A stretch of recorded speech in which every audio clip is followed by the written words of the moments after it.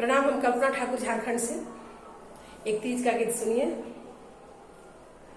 अरे आई गईले तीजा हरवाए बालम, आई गईले तीजा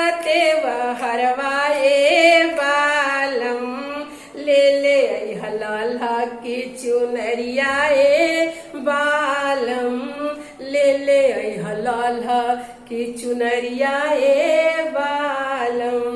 सेनु टिकुली ले ले आई हमें हंदी हो, सेनु टिकुली ले ले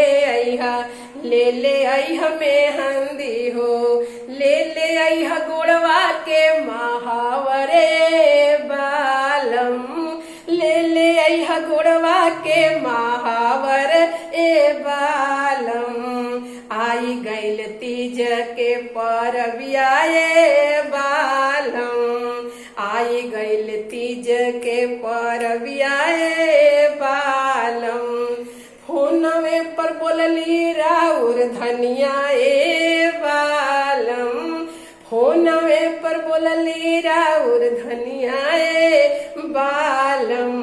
छुट्टी लेके घरे चली आई है बालम, छुट्टी लेके घरे चली आई है बालम, फल फूल ले आई पेड़ावा हो, फल फूल ले आई पेड़ावा हो, ले आई जोड़े नारियलवाए बालम, ले आई जोड़े नारियलवा ए बालम, आई गैल तीज के परबियाए बालम, आई गैल तीज के परबियाए बालम, सेंदूर टिकुली ले आई चुनारी हो, सेंदूर टिकुली ले आई चुनारी हो, ले आई लाला की लहंगवा ए बालम, ले आई लाला की लहंगवा ए बालम, आई गैल तीज के परबियाए बालम, आई गैल तीज के परबियाए बालम,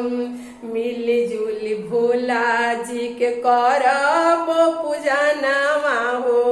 मिली जुली भोला जी के करब पूजनवा हो,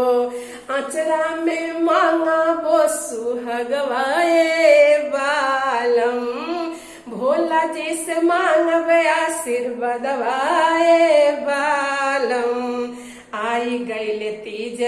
के परबियाए बालम, आई गैल तीज के परबिया